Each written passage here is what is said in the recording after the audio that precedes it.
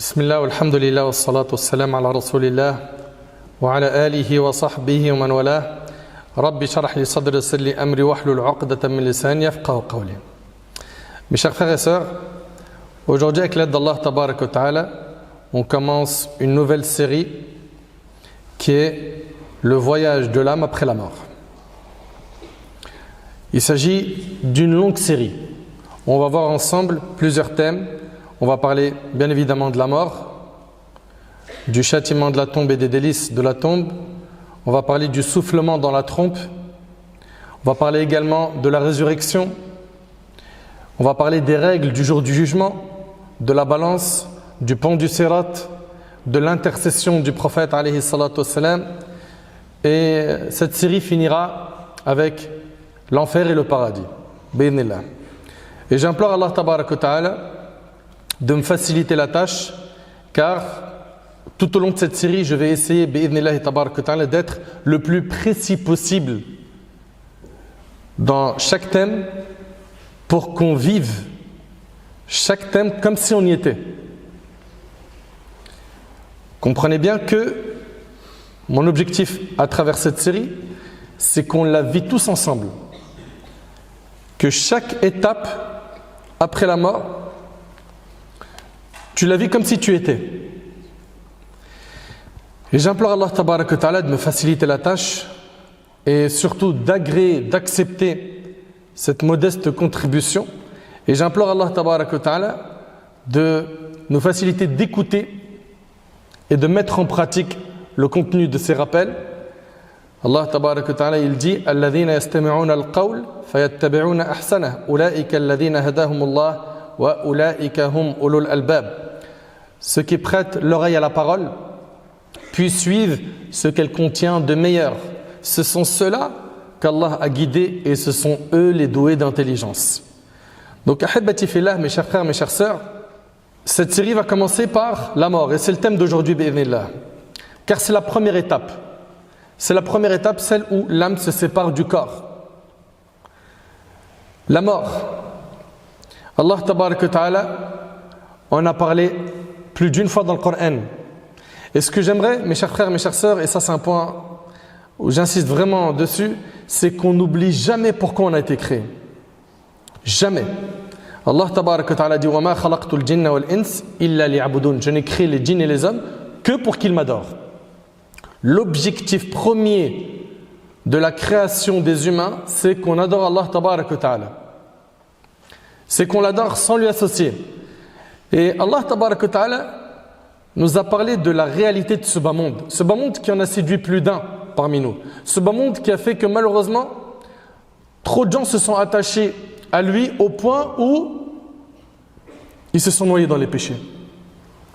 Ce bas monde, Allah tabarak wa ta'ala, qui l'a créé, il nous en parle dans le Coran. Il nous dit « I'lamu annama al-hayatu ad-dunya la'ibun wa lahu » لعب ولهو وزينة وتفاخر بينكم وتكاثر في الأموال والأولاد. Sachez, nous dit Allah, que la vie présente n'est que jeu, amusement, vaine parure, une course à l'orgueil entre vous et une rivalité dans l'acquisition des richesses et des enfants. C'est une réalité. Les gens dans ce bas monde, ils se concurrencent de qui va avoir le plus d'argent. Hein, vous entendez quoi? On va parler avec vos mots. Le dernier Gamos. Ah, il est bien lui. Regarde, il a acheté une grosse baraque à Dubaï. Anna au bled. T'as pas vu à Marrakech ce qu'il nous a fait? C'est un palace. La piscine, je t'en parle même pas, jacuzzi, etc. Et les gens, ils sont en fait, malheureusement, que et uniquement que dans la concurrence, dans l'acquisition des biens de ce bas monde.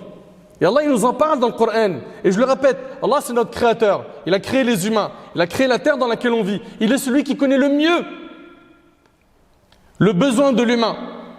Et il est celui qui connaît le mieux l'être humain, sachant que c'est lui qui l'a créé.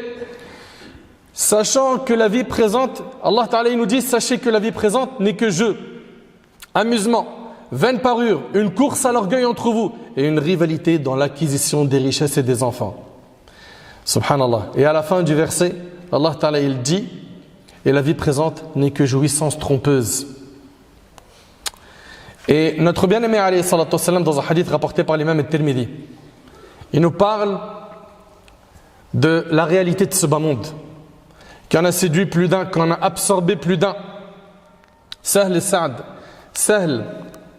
ibn Sa'd al-Sa'idi radiyallahu anhu, il rapporte que le prophète alayhi salatu wassalam a dit: si ce bas monde avait aux yeux d'Allah le poids de l'aile d'un moustique, attention, soyez bien attentifs, si ce bas monde avait aux yeux d'Allah le poids de l'aile d'un moustique, il n'aurait pas consenti à l'infidèle une seule gorgée d'eau.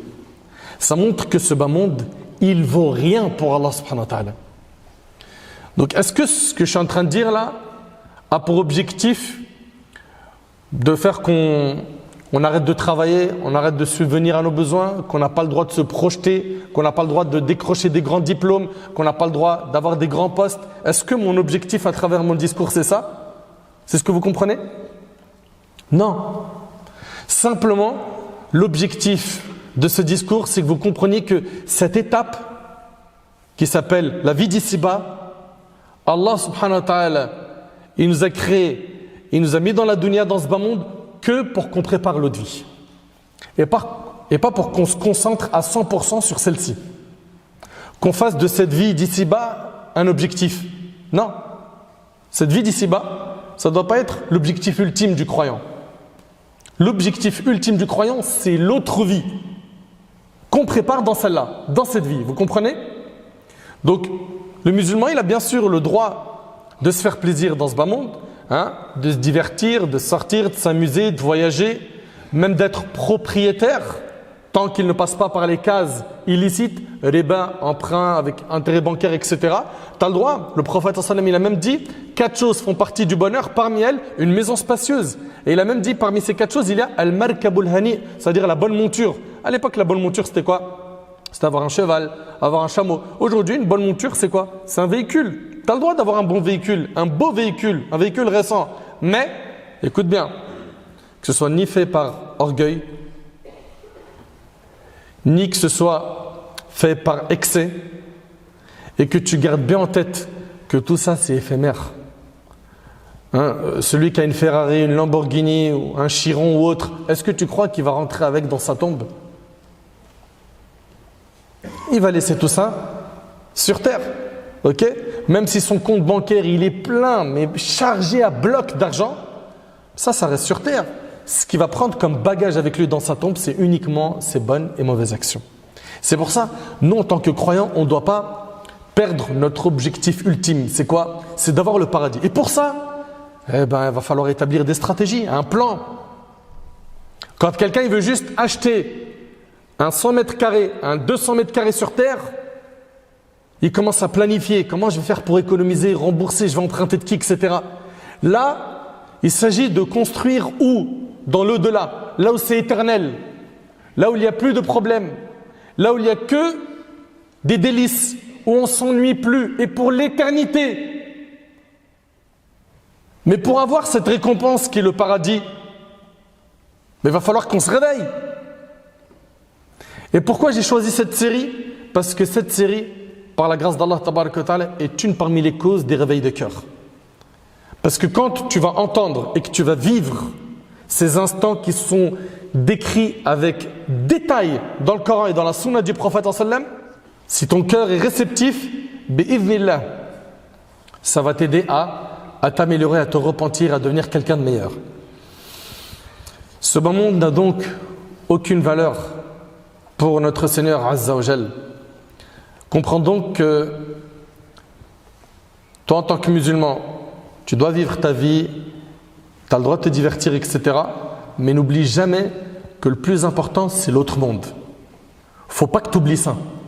Faut pas que tu oublies ça. Et le diable, et l'âme incitatrice au mal, il y a plein de facteurs qui font que tu vas malheureusement oublier cet objectif. C'est pour ça il faut que tu fréquentes des bonnes personnes, que tu écoutes des rappels, que tu demandes la guidée à Allah, que tu fréquentes la mosquée. Il y a plein de facteurs qui vont t'aider justement à toujours avoir en tête. Non, mais il est possible que si je fais cette action, ce soit la dernière. Et si je meurs sur ce péché, je vais être ressuscité sur ce péché. Donc c'est pour ça, mes frères, mes sœurs, garde en tête que ce bas monde, il n'a pas de valeur auprès d'Allah Tabaraka wa Ta'ala, ok? Et que nous, on ne doit pas en arriver à un stade où on devient un esclave de ce bas monde. Et quand on parle de ce bas monde, attention, hein, ça comprend pas mal de points. Ça comprend l'obtention de beaucoup d'argent, mais ça comprend aussi la notoriété. Aujourd'hui, vous les voyez sur les réseaux sociaux, c'est une armée de gens qui sont devenus des mendiants médiatiquement. C'est-à-dire quoi? C'est des armées de musulmans et de musulmanes, et même des non-musulmans et des non-musulmanes, qui sont sur le net aujourd'hui pour pouvoir exister. Et pour exister, qu'est-ce qu'ils font? Exister, c'est-à-dire avoir de la notoriété, briller, tout ça, ça fait partie de ce bas monde. Tout ça, ça fait partie de dunya. Et pour cela, je le dis et je le répète, ils font de la mendicité de like. C'est-à-dire, sa vie entière, c'est « Ouais, comment ça se fait? J'ai moins d'abonnés, comment ça se fait? Et abonne-toi, et mets un pouce, et partage, et ceci. » Ibn Omar, radiallahu anhu, rapporte, le messager d'Allah sallallahu alayhi wa sallam me saisit par les épaules et il lui a dit « Sois dans ce bas monde comme si tu étais un étranger ou quelqu'un de passage. » On voit ici que le prophète sallallahu alayhi wa sallam, non seulement il nous a montré que ce bas monde, il ne valait pas grand-chose auprès d'Allah, mais lui-même, il recommandait à ses compagnons de ne pas s'attacher excessivement à ce bas monde. Bien évidemment, tu vas t'y attacher juste pourquoi? Pour, comme on dit, remplir le frigo, assumer tes responsabilités, etc., etc. Même faire le bien. Parce que quand tu as de l'argent aussi, tu peux faire des aumônes, tu peux faire énormément de bien. Mais n'oubliez jamais aussi que avoir beaucoup d'argent et être riche, c'est une épreuve.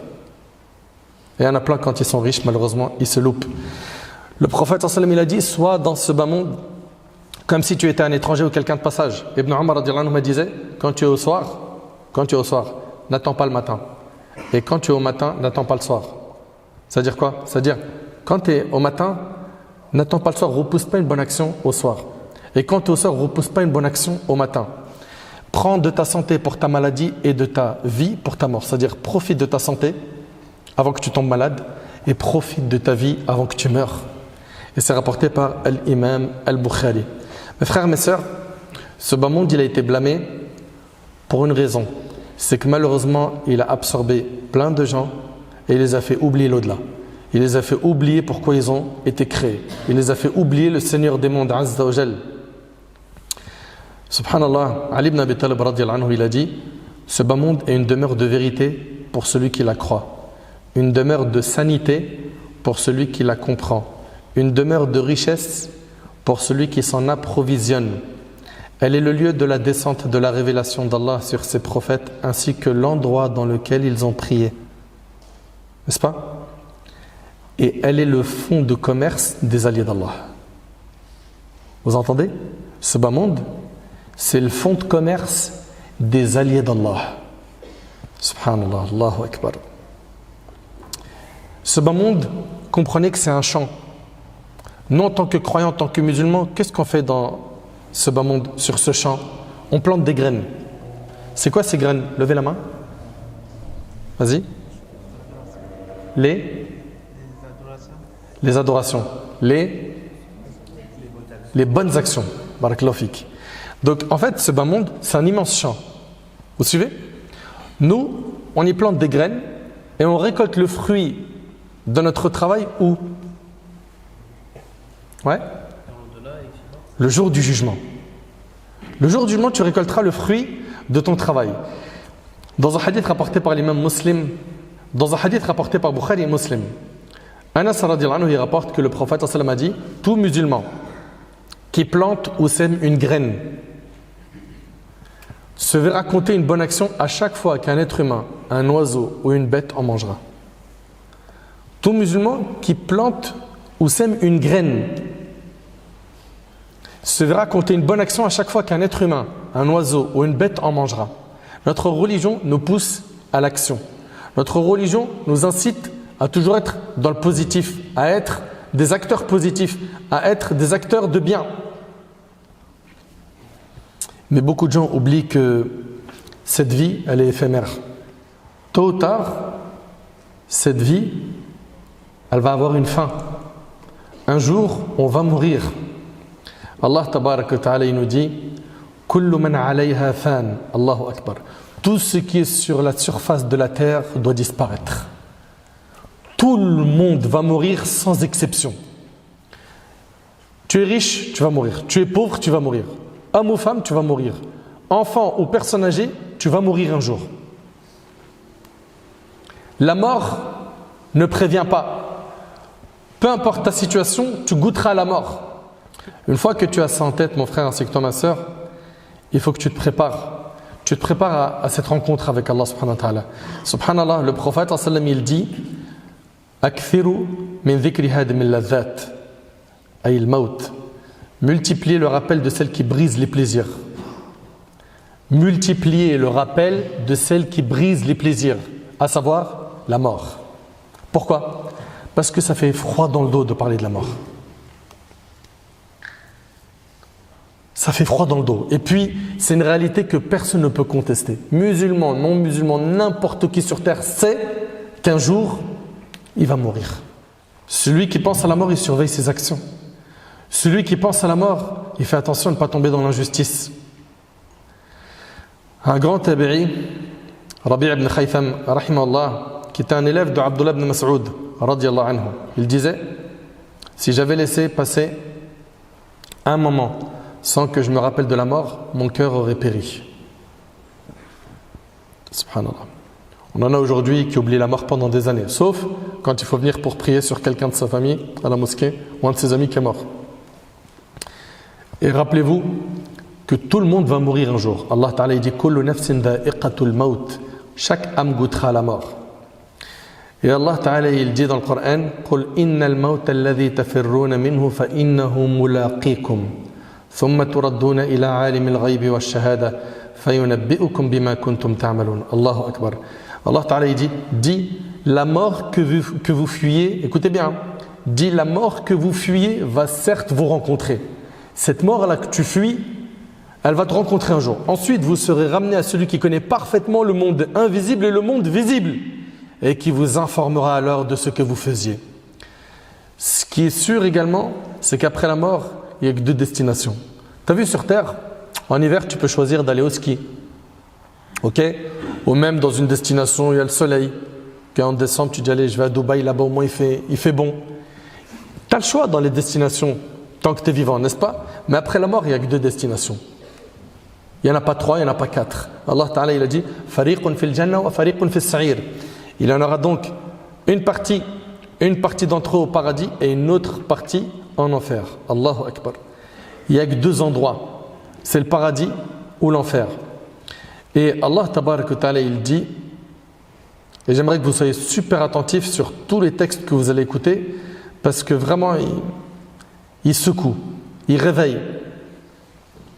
Allah Ta'ala il dit وَجَاءَتْ سَكَرَةُ الْمَوْتِ بِالْحَقِّ ذَلِكَ مَا كُنْتَ مِنْهُ تَحِيدٌ وَنُفِخَ فِي الصُّورِ ذَلِكَ يَوْمُ الْوَعِيدِ وَجَاءَتْ كُلُّ نَفْسٍ مَعَهَا سَائِقٌ وَشَهِيدٌ. L'agonie de la mort fait apparaître la vérité. La vérité, c'est la mort. Subhanallah. Allah Tabaraka Ta'ala il a appelé la mort la vérité. L'agonie de la mort fait apparaître la vérité. Voilà ce dont tu t'écartais. C'est ce qu'on fuyait. Il suffisait que la température elle augmente un peu, direct. Il est chez le docteur. Il a hyper soif, il a peur de mourir. Il a hyper faim, il a peur de mourir. Bien évidemment, c'est naturel de vouloir quoi? Préserver sa vie. Mais là, quand la mort va frapper, tu ne pourras pas reculer ce délai d'une seule seconde. Tu ne pourras pas négocier avec l'ange de la mort une fois qu'il viendra prendre ton âme. Mes frères, mes sœurs, l'imam al-Qurtubi rahimahullah, dans son livre At-Tafkira, il a dit des choses qui secouent les cœurs. Il a dit, imagine-toi mon frère, lorsque les livres seront distribués, parce que le jour du jugement, on va te remettre un livre. Ce livre, il y a quoi dedans? Vous le savez? Ouais? Il y a nos actions. Soit on va le prendre de la main droite, soit de la main gauche. Celui qui le prend de la main droite, c'est qu'il a quoi? Il a réussi. C'est bon, c'est le succès, n'est-ce pas? C'est le paradis. Et celui qui l'a de la main gauche, c'est la catastrophe pour lui. C'est le châtiment. Et bien regardez, subhanallah. Al-Qurtubi, rahimahullah, il dit Imagine-toi mon frère, lorsque les livres seront distribués, les balances mises en place et que tu seras appelé par ton nom au milieu de cette foule de créatures. L'humanité entière, elle sera ressuscitée sur la même terre, au même moment. Et ça, on parlera, Inch'Allah, du jour du jugement plus tard avec détail. Imagine-toi l'humanité, depuis la création de Adam jusqu'au dernier homme, tous sur la même terre. Et tu seras appelé par ton nom au milieu de cette foule de créatures. Où est un tel, fils d'un tel, qu'il se présente devant Allah. Allahu Akbar. Allahu Akbar. Et que les anges auront reçu l'ordre de t'amener auprès d'Allah. La ressemblance des noms avec le tien et celui de ta famille n'empêchera pas les anges de t'amener dès lors qu'ils savent que c'est bien toi qu'on demande. Parce qu'il est possible que le jour du jugement, il y en ait plusieurs qui ont le même prénom et le même nom de famille. Mohamed Abdullah. Ils sont plusieurs à s'appeler comme ça. Son nom de famille, c'est Abdullah. Et bien le fait qu'il y ait des ressemblances dans le nom n'empêchera pas les anges de savoir que c'est de toi dont il s'agit. Et ils viendront te chercher. L'appel parviendra directement à ton cœur. Et tu sauras que c'est de toi qu'il est question. Alors tu trembleras de tous tes membres. Ta couleur changera et tu perdras la tête. Ils traverseront les rangs avec toi pour te présenter à ton Seigneur et te placer devant lui. Allahu Akbar. Tout le monde lèvera les yeux vers toi pendant que tu seras entre les mains des anges. Tu auras perdu la tête et ta terreur se sera accrue parce que tu sauras où l'on t'amène. Certains parmi vous, ils sont peut-être rentrés une fois dans un tribunal dans ce bas monde, soit pour une affaire qui les concerne, pour des bêtises qu'ils ont fait, ou soit pour un ami, quelqu'un de la famille qui était condamné. Et ils attendaient le jugement. Et ça fait froid dans le dos d'être où? Dans un tribunal. Et ils sont là, les gens, ils attendent avec impatience. Qu'est-ce que le juge il va dire? Ça va être quoi sa peine? Il va prendre combien d'années? Mais là, on parle du jour du jugement. Là où ni avocat, ni piston, ni rien de tout ça ne te sera utile. C'est-à-dire, c'est toi, est-ce que tu as préparé comme bagage, comme bonne et mauvaise action?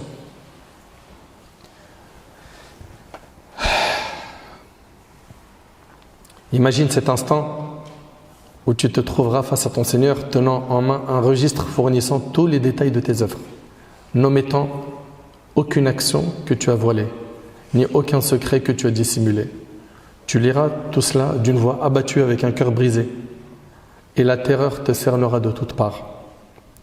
Nombre d'actions que tu avais oubliées te seront rappelées dans ce livre.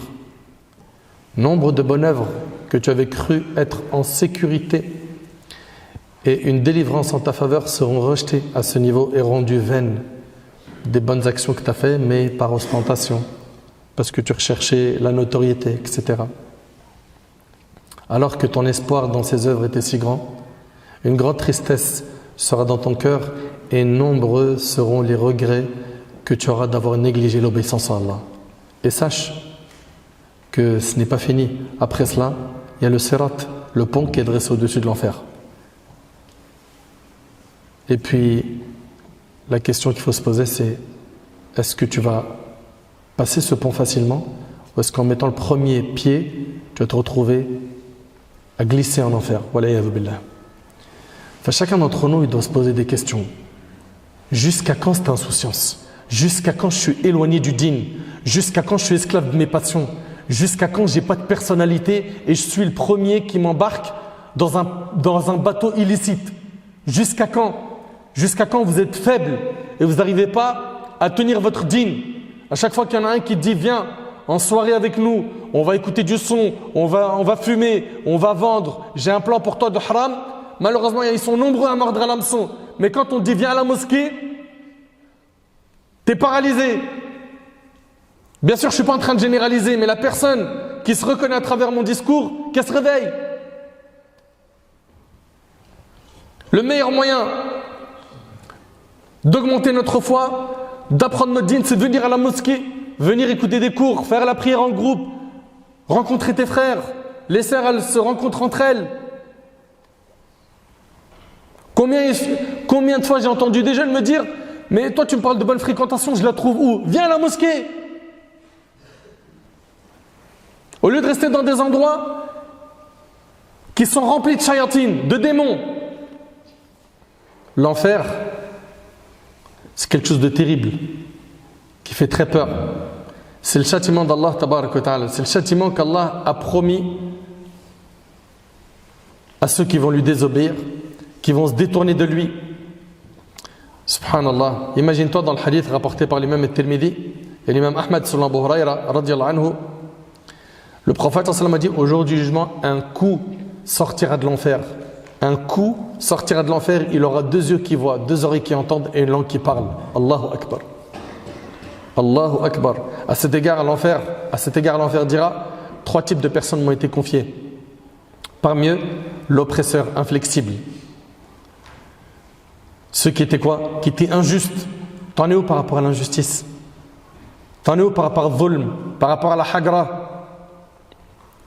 Et subhanallah, pour aller au paradis, c'est très facile.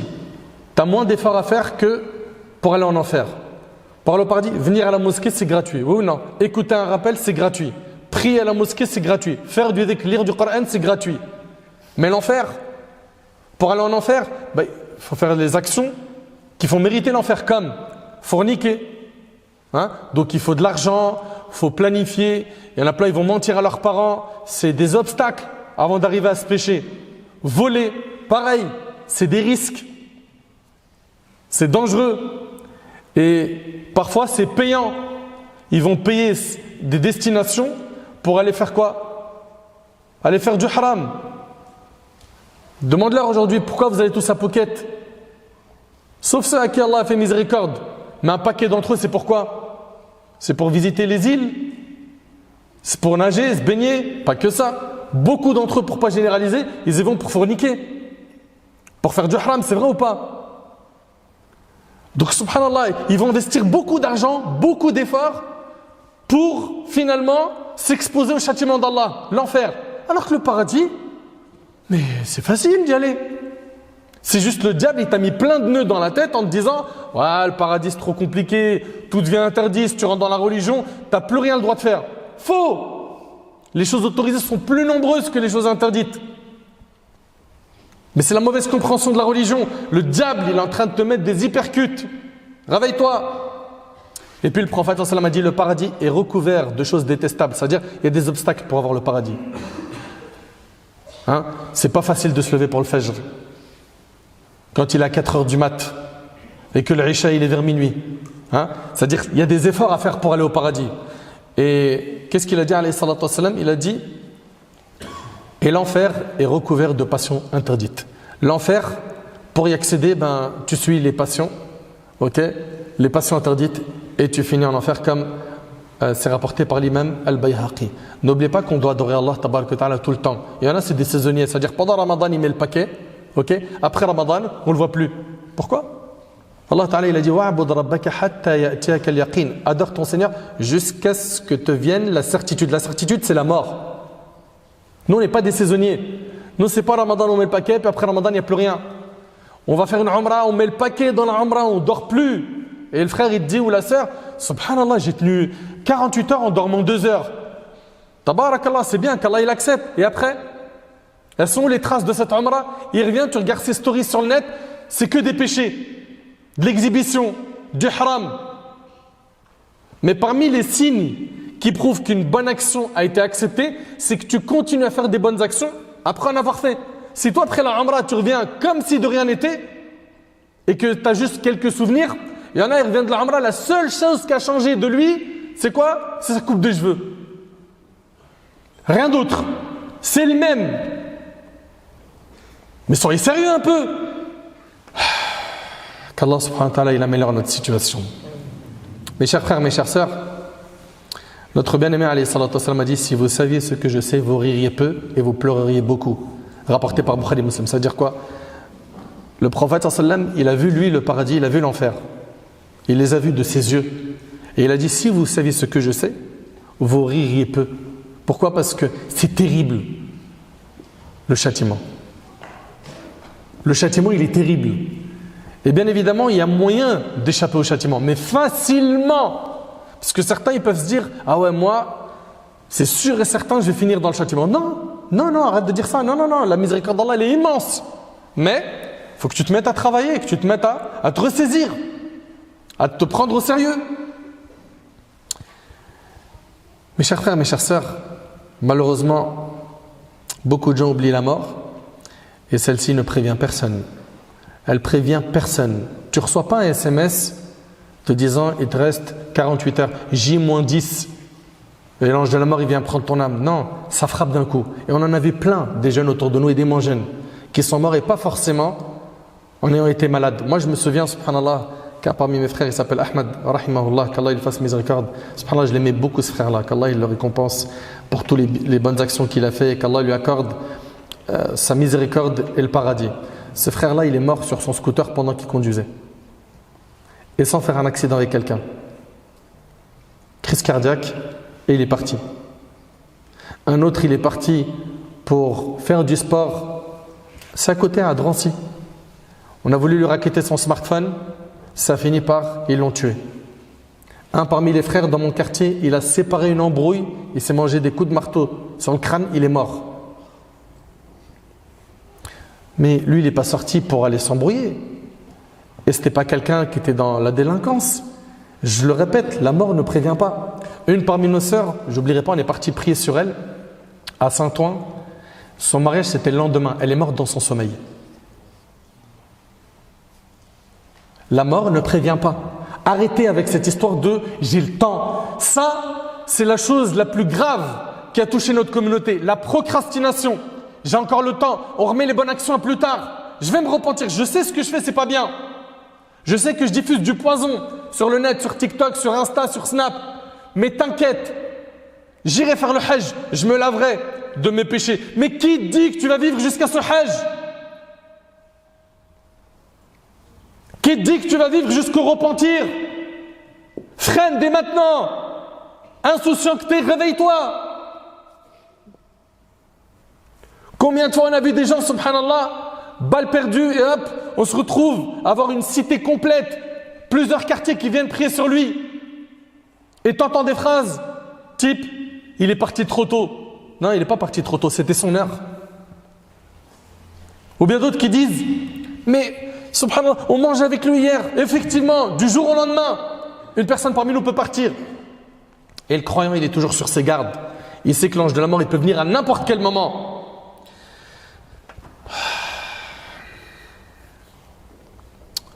Le problème, c'est qu'on se sent trop en sécurité à l'abri du stratagème d'Allah. Et le prophète alayhi salatu wassalam, nous a dit qu'Allah tabarak wa ta'ala dit par ma puissance, je ne regroupe pas en mon serviteur de peur et de sécurité. S'il se sent en sécurité, ça c'est Allah qui dit, et il jure. Allah il dit, si le serviteur il se sent en sécurité dans ce bas monde, je lui ferai peur le jour du jugement. Et s'il a peur de moi dans ce bas monde, je le mettrai en sécurité le jour du jugement. Expliquez-moi s'il vous plaît, c'est quoi votre mode de vie? Vous vous sentez comment dans cette vie d'ici-bas?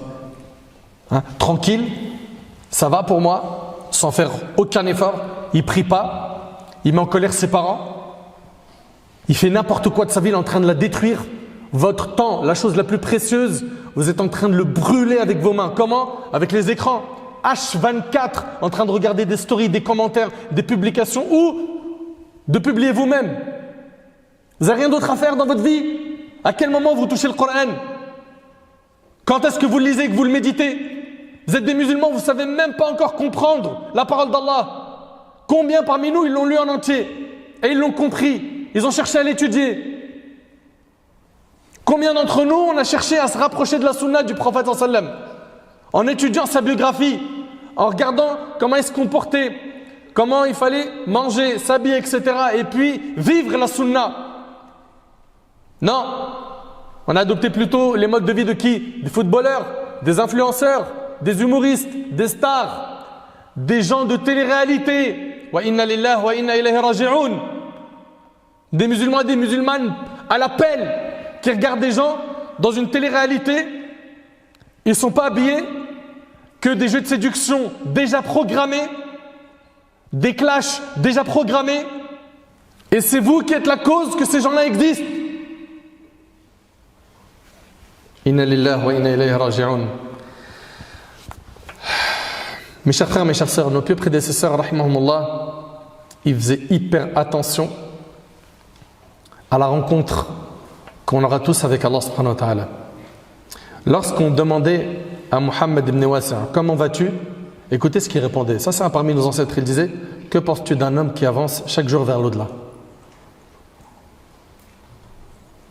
Ce n'était pas des anesthésiés comme beaucoup d'entre nous. Omar ibn Abd al-Aziz dit à Abu Hazm, fais-moi une exhortation, fais-moi un rappel. Il a dit, allonge-toi, mets la mort auprès de ta tête et regarde ce que tu aimerais avoir auprès de toi à cet instant. Et fais-le maintenant. Il a dit, allonge-toi et mets la mort auprès de ta tête et regarde ce que tu aimerais avoir auprès de toi à cet instant et fais-le maintenant. Et regarde ce que tu détesterais trouver auprès de toi à cet instant et délaisse-le maintenant. Un parmi les pieux prédécesseurs, il a dit, il y a 3 bienfaits que la personne tire du rappel de la mort. Le premier bienfait du rappel de la mort, c'est le repentir immédiat. Et j'espère, Inch'Allah, qu'après ce rappel, on va tous se repentir de nos péchés et de nos fautes. Et quoi qu'on ait fait comme péché, vous inquiétez pas. La miséricorde d'Allah, tabaraka ta'ala, elle est immense. Allah, il pardonne tout à partir du moment où on est sincère dans notre repentir. Donc 3 bienfaits pour la personne quand elle écoute ou elle se rappelle la mort. 1, c'est le repentir, il est immédiat. 2, c'est le contentement du cœur. C'est-à-dire que tu es satisfait de ce qu'Allah t'a donné. Quand tu te rappelles la mort, tu dis, mais alhamdoulilah, ça va ce que j'ai. Parce qu'on est toujours sur la course de quoi? D'obtenir plus, de gagner plus, etc. Et 3, c'est le 3e bienfait et l'ardeur dans l'adoration. C'est que tu t'appliques dans l'adoration. Tu dis, cette vie elle est éphémère. Bien, je concentre plus ma vie sur les adorations, ok? Bien évidemment, je vais sortir, manger, me divertir et tout, mais je diminue ce pourcentage et j'augmente le pourcentage d'adoration. Parce que quand on regarde, nous, on a beaucoup de divertissement, ok? De loisirs et de plaisirs, etc. Et de fuite de nos responsabilités. Et souvent, on a peu d'adoration. Ben, augmente les adorations et diminue le divertissement. Diminue le divertissement. Je ne suis pas en train de dire, te divertis pas. Un parmi les pieux prédécesseurs, un parmi nos salafs, il a dit par rapport à la mort, écoutez bien, il a dit, aucun serviteur ne multiplie le rappel de la mort sans que cela ne se voie dans ses actions. Allahu Akbar. Allahu Akbar. Un autre parmi les pieux prédécesseurs, il a dit, pleure sur toi-même avant qu'on ne pleure sur toi. Et porte ton âme à l'adoration avant qu'on ne te porte sur les épaules. Et juge-toi toi-même avant que tu sois jugé par Allah. Car lorsque tu seras dans la tombe, tu seras laissé seul et tu seras otage de tes actions.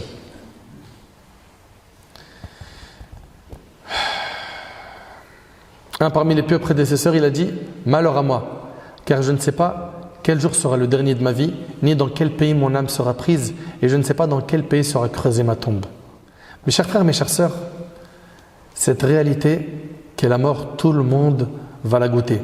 D'ailleurs, subhanallah, notre prophète, alayhi salatu wassalam, regardez ce qu'il disait. Dans le hadith, il est rapporté par l'imam Muslim. Il disait, Allahumma inni a'udhu bika min adhab al-qabr, wa min adhab jahannam, wa min fitnati al-mahya wal-mamat, wa min fitnati al-masih ad-dajjal.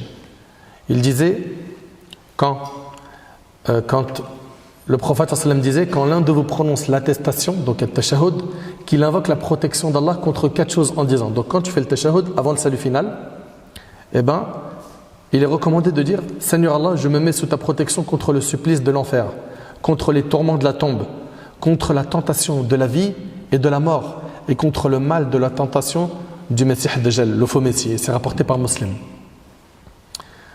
Mon frère, ma soeur, le prophète sallam nous dit dans le hadith de Al-Bara ibn Azib, quand un fidèle serviteur quitte ce bas monde pour l'au-delà, il lui vient depuis le ciel des anges blancs dont le visage est aussi radieux que le soleil. Ça, c'est quand tu es mourant, il y a plein d'anges qui viennent accompagner l'ange de la mort. Et ça, c'est quelque chose que tu vois dans les derniers instants de ta vie. Le hadith, il est rapporté par Ahmed et d'autres. Ils s'installeront à vue d'œil, ils couvriront l'horizon devant toi. Les anges, ils seront hyper nombreux. Ça sera soit les anges de la miséricorde qui vont venir recueillir ton âme, soit les anges du châtiment, qui, je le répète, seront avec l'ange de la mort qui lui-même recueillera ton âme. Quand un fidèle serviteur quitte ce bas monde pour l'au-delà, il lui vient depuis le ciel des anges blancs dont le visage est aussi radieux que le soleil. Ils s'installeront à vue d'œil de lui et seront munis de linceul et du parfum du paradis. Ils vont venir avec un linceul du paradis et un parfum du paradis. T'aimerais pas avoir ça franchement? C'est alors que l'ange de la mort viendra s'asseoir près de sa tête et lui dira: écoute et sache que Wallahi al-Azim, ce moment-là, on va tous le vivre. L'ange de la mort, il va venir, il va se mettre auprès de ta tête et il va dire: ô bonne âme, sors pour jouir du pardon et de la miséricorde d'Allah. Est-ce que tu veux ça, mon frère? Ma soeur, toi qui m'entends, tu veux ça? Mais ça se mérite. Ça se mérite. Il faut adopter le mode de vie du pieux, de la pieuse pour avoir ça. Cette âme sortira en coulant comme une goutte d'eau qui échappe de la bouche d'une outre. Quand l'ange de la mort recevra l'âme, les autres anges s'en saisiront tout de suite et la mettront dans le linceul et la baigneront dans le parfum et elle en recevra la meilleure odeur de musc sur terre. Les anges remonteront porteurs de cette âme jusqu'à arriver auprès d'Allah. Tu veux ça? De l'autre côté, la mauvaise âme, qu'est-ce qu'elle va avoir? Elle va avoir des anges qui sont nombreux et qui ont un visage sombre. L'ange de la mort, il viendra se mettre à côté de cette âme et lui dira: ô mauvaise âme, sors vers le courroux et la colère de ton Seigneur. Est-ce que nous, on veut entendre ça? Je vous pose déjà une question. Nous, on est musulmans, oui ou non? Vous croyez en ces messages du prophète sallam ou pour vous, c'est faux? Vous y croyez? C'est-à-dire que si tu y crois, sache que tôt ou tard, cette scène, tu vas la voir. Maintenant, c'est toi qui optes pour ce que tu veux voir. Est-ce que tu veux voir les anges de la miséricorde et que ton âme sorte facilement et que la tombe soit pour toi un jardin du paradis, ou tu veux que la tombe ce soit un trou de l'enfer où tes os vont s'écraser, comme le dit le prophète dans ce hadith à la fin. Ces os, ils vont s'écraser. La tombe, elle va se resserrer jusqu'à lui écraser les os. Et on prendra une massue avec laquelle, si on frappait une grande montagne, elle s'écroulera en poussière. Et bien, il va se faire frapper dans sa tombe de cette manière. Pourquoi? Parce que le dîn, c'était pas du tout prioritaire. La religion, ouais. Vous voulez ça? Allah tabaraka wa ta'ala, il dit: yuthabbitu Allahu alladhina amanu bil qawli thabiti fil hayati ad-dunya wa fil akhirah wa yudhillu Allahu adh-dhalimin wa yaf'alu Allahu ma yasha.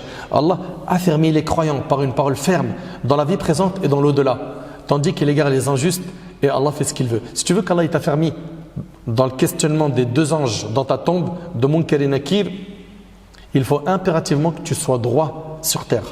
C'est-à-dire quoi? C'est-à-dire que on va t'appeler à faire des péchés, ton âme, elle va t'inciter au mal, tu es tout seul devant ton écran, tu as envie de regarder des images qui sont haram, écouter des sons, etc. Il faut que tu t'éduques, tu te prennes en main sérieusement. Pourquoi? Pour ne pas te retrouver le jour du jugement. Pourquoi? Pour ne pas te retrouver dans ta tombe en difficulté. Et puis la tombe, c'est la première étape. Si elle est facile, tout ce qui vient après, c'est facile. Si elle est dure, tout ce qui est après est dur. Ahibati fillah.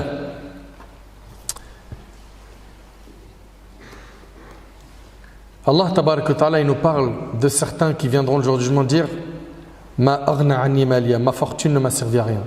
Aujourd'hui, on entend beaucoup, voilà un bon business, tu as gagné beaucoup d'argent, investis dans ça. On entend le trading, copy trading, la crypto, on entend plein de choses. Je ne vais pas rentrer dans le débat halal haram, mais on n'entend que des messages type: fais-toi de l'argent, fais-toi de l'argent, fais de l'argent, fais de l'argent, fais de l'argent, fais de l'argent. C'est vrai ou c'est pas vrai? Eh bien, il y a certaines personnes qui viendront le jour du jugement, ils diront: ma fortune ne m'a servi à rien. Ma fortune ne m'a servi à rien. Est-ce qu'on fera partie de ces gens-là, oui ou non?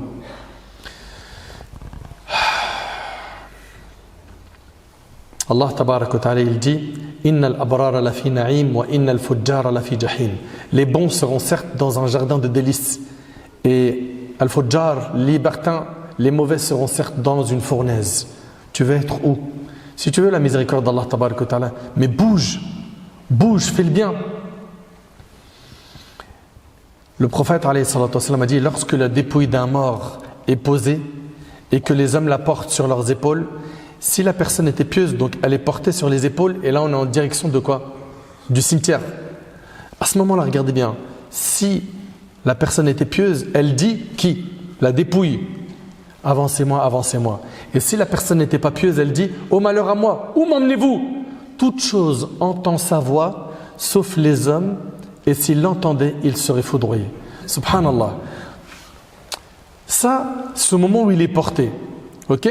Puis après, quand on te met dans ta tombe, tu entends encore le bruit de tes proches et tu entends même le bruit de leurs pas quand ils te quittent. Et ça, tout ça, c'est tiré de hadiths authentiques. Ok? Puis après, tu reçois ces deux anges qui te posent des questions. Et ça, c'est le prochain thème, celui de la tombe. Tu vas recevoir 3 questions. Qui est ton Seigneur? Quelle est ta religion? Et qui est l'homme qui vous a été envoyé? Et tu ne pourras répondre que si tu as cartonné dans ce bas monde, que si tu as été sérieux, que si tu as réussi à éduquer ton âme. Par contre, si tu as été tordu, que tu as délaissé la prière, que tu as multiplié les péchés, que tu as abandonné la mosquée, que ma sœur, tu t'es noyé dans un océan d'exhibition et que tu t'es éloigné du code vestimentaire dicté par notre religion, que la seule préoccupation que tu avais c'était les écrans, que la seule préoccupation que tu avais c'était de tuer le temps de la même manière que le font d'autres. Certains ils s'appellent, t'as pas un plan pour l'après-midi? Non. Un truc pour tuer le temps vite fait. Un truc pour tuer le temps. Est-ce que vous oubliez que au moment de la mort, il y en a certains qui diront Laoula akhartani ila ajalan qarib fa asaddaq wa akum min as-salihin. Seigneur, si tu pouvais m'accorder un court délai, je ferai l'aumône et je serai parmi les gens pieux. Au moment de la mort, les gens ils voudront un deuxième. Je vous pose une question tous là, vous qui m'écoutez. Si on pouvait parler aux habitants de la tombe, si on pouvait leur parler, échanger avec eux et qu'eux ils nous répondaient, à votre avis, c'est quoi leur souhait?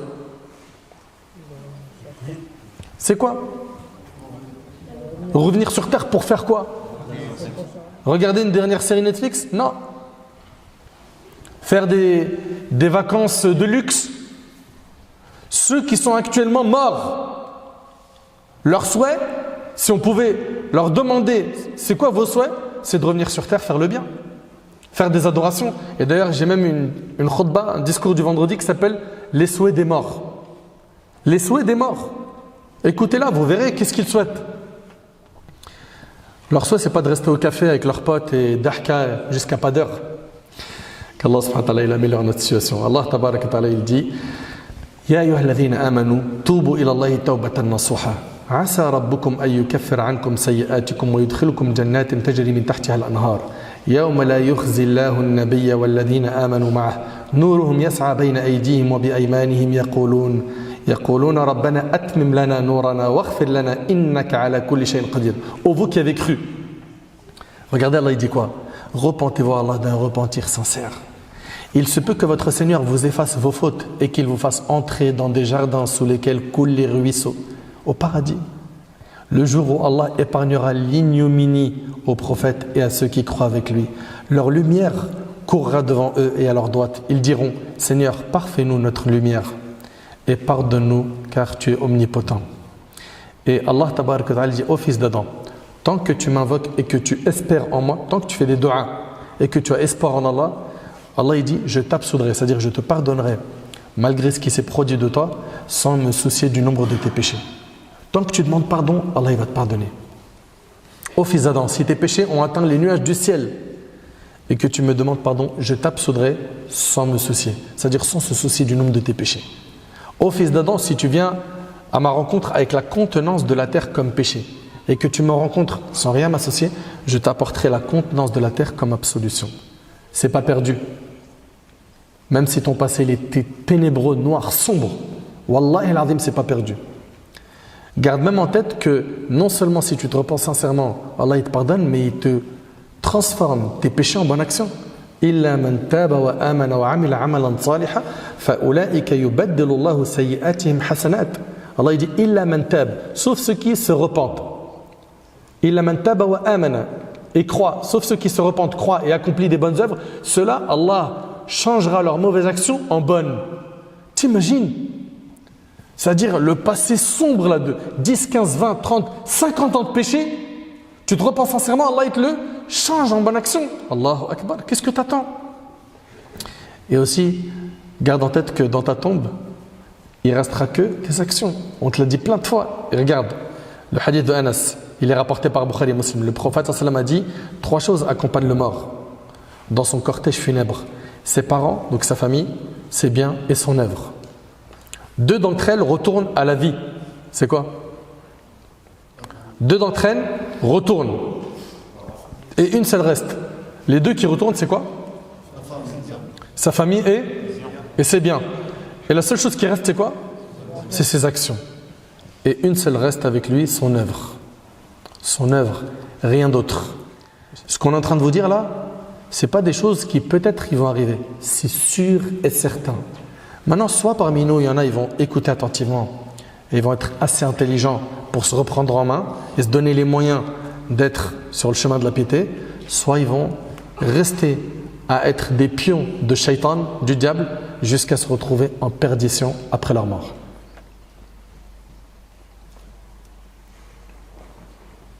Maintenant, pour terminer, comment faire pour nous rappeler souvent de la mort? Parmi les meilleurs moyens de se rappeler souvent de la mort, il y a le fait de visiter les tombes. Le prophète alayhi salatu wa sallam a dit visiter les tombes. Le prophète m'a dit visiter les tombes car elles rappellent l'au-delà. Ok? Quand tu visites les tombes, quand tu rentres dans un cimetière et que tu fais dua pour tes frères et que tu penses qu'un jour tu seras dans cet endroit-là, ça rappelle énormément la mort et ça nous permet de nous remettre en question. Parmi les choses qui nous aident également à nous rappeler la mort, la lecture du Coran et sa méditation. La lecture du Coran et sa méditation. Également, la bonne compagnie, la fréquentation. À un moment donné, il va falloir faire un vrai choix dans votre vie. Moi, je me souviens quand j'étais jeune, j'étais au lycée, j'avais pas une bonne fréquentation. Et quand j'ai voulu aller de l'avant dans ma pratique religieuse, j'ai été retenu par la mauvaise. Ils m'ont affaibli. C'est-à-dire que moi, j'étais déterminé pour aller à la mosquée, faire le bien et tout, mais j'avais derrière moi, ah vas-y, commence pas. Ouais, de toute façon, on sait très bien que c'est provisoire ton truc là.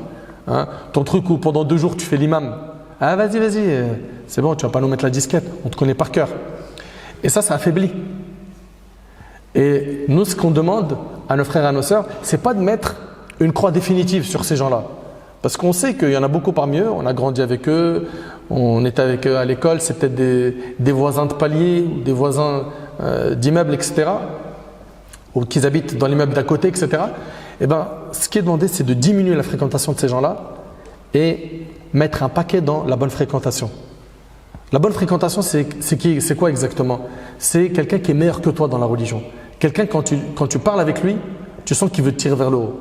Qui te parle d'apprentissage de Coran, qui te parle d'apprendre des hadiths, qui te parle d'aller à la mosquée, qui te dit viens on jeûne lundi, jeudi, viens on fait des aumônes, viens on prie la nuit. C'est ces gens-là qu'il faut côtoyer. Ces gens-là qui motivent. Okay? Et avec eux, tu vas progresser, bi'idhnillah. Mais tant que tu restes avec le même cercle de fréquentation bancal, chaotique, comment tu veux évoluer? Explique-moi comment. Donc la fréquentation. Tu en profiteras à fond. Et surtout les invocations. Les invocations, invoque Allah. Demande à Allah qui te guide. Demande-lui de te donner la force de pouvoir bien l'adorer. C'est Allah subhanahu wa ta'ala qui va te donner cette force, cette énergie que tu as besoin pour pouvoir aller de l'avant. Et ne remets jamais une bonne action à demain. Ça, c'est la pire des choses. Et je vais prier, Inch'Allah, pas maintenant, mais à Ramadan prochain, je commence. Ramadan prochain, je casse avec ma copine parce que je sais que c'est abusé ce que je fais. Ramadan prochain, j'arrête d'écouter du son. Ramadan prochain, je vous le répète depuis tout à l'heure, qui parmi vous ici garantit de finir juste d'écouter cette conférence? Qui vous dit que l'ange de la mort, il ne va pas venir en chemin prendre l'un d'entre nous? Qui? Le prophète sallam, il a dit hâtez-vous de faire les bonnes œuvres. Et quand on regarde dans le Coran et dans la Sunna, on voit qu'à chaque fois qu'Allah il parle de l'au-delà, il utilise des verbes à l'impératif qui impliquent le fait de se hâter, de se presser. وَسَارِعُوا إِلَى مَغْفِرَةٍ مِّن رَبِّكُمْ. وَسَارِعُوا. Allah il dit et hâtez-vous, précipitez-vous pour avoir le pardon de votre Seigneur. Allah il dit فَفِرُّوا إِلَى اللَّهِ. Fuyez vers Allah. فَاسْعَوْا إِلَى ذِكْرِ اللَّهِ وَذَرُوا الْبَيْعَ. Donc les verbes quand ils parlent dans le Coran de l'au-delà, ils sont à l'impératif et ils impliquent toujours quoi? Cette notion de se hâter, de faire vite. Ok? Et concernant ce bas monde, le prophète sallam dans un hadith rapporté par Abu Daoud, il a dit la lenteur est bonne dans toute chose sauf pour les affaires de l'au-delà. La lenteur, c'est-à-dire quoi la lenteur? C'est-à-dire dans ce bas monde, tu veux monter un business, tu veux acheter, être propriétaire, etc. Tant que c'est dans les règles, la religion ne te l'interdit pas. Mais marche pour ce bas monde et cours pour l'au-delà. Nous on a fait l'inverse. Nous on court pour ce bas monde au point où on n'a plus le temps pour l'au-delà. Un boulot, ça ne me suffit pas, j'enchaîne avec un deuxième boulot. Avec les deux jobs, j'arrive plus à caler la prière, je les rattrape tout le soir, puis après j'ai plus le temps de les faire et je lâche. Pourquoi? Parce qu'on court derrière ce bas monde. Enfin, mes frères et mes sœurs, on va marcher pour nos projets, on y va doucement. Mais par contre, pour l'au-delà, il faut qu'on soit les premiers, comme était notre bien-aimé alayhi salatu wassalam, comme étaient les prophètes qui sont nos modèles, comme étaient les pieux prédécesseurs à leur tête, les compagnons, après l'Anbiya, les compagnons, tabi'in, atba' tabi'in, les grands imams de notre communauté, suivons leur modèle et gardons en tête que le jour où on meurt, ça y est, le voyage de l'âme il commence, et après cela c'est la tombe, puis après la tombe, la résurrection, etc., etc. Si on veut être dans le salut après la mort, qu'on se donne les moyens pendant qu'on est vivant, alhamdulillah, Allahumma lakal hamd. On a la chose la plus importante dont on a besoin, c'est la vie. On est encore en vie. C'est-à-dire qu'on peut encore œuvrer et se rattraper. J'implore Allah tabarak wa ta'ala de m'aider ainsi qu'à vous, de nous réformer. J'implore Allah azza wa jal de nous aider à nous repentir, à nous réformer. J'implore Allah tabarak wa ta'ala de nous pardonner nos manquements. J'implore Allah subhanahu wa ta'ala de m'accorder ainsi qu'à vous une bonne fin. J'implore Allah subhanahu wa ta'ala que Yawm al-Qiyamah, le jour du jugement, soit un jour de joie pour nous et non un jour d'humiliation. J'implore Allah subhanahu wa ta'ala de nous guider vers le droit chemin, de nous accorder la piété, de nous accorder la sincérité, la véracité dans nos paroles et nos actions. Sallallahu subhanahu wa ta'ala yanfa'ni bima qultu yanfa'akum bima sami'tum. Hadha wallahu a'lam. Subhanaka Allahumma bihamdik. Ashhadu an la ilaha illa anta astaghfiruka wa atubu ilayk. Wa akhiru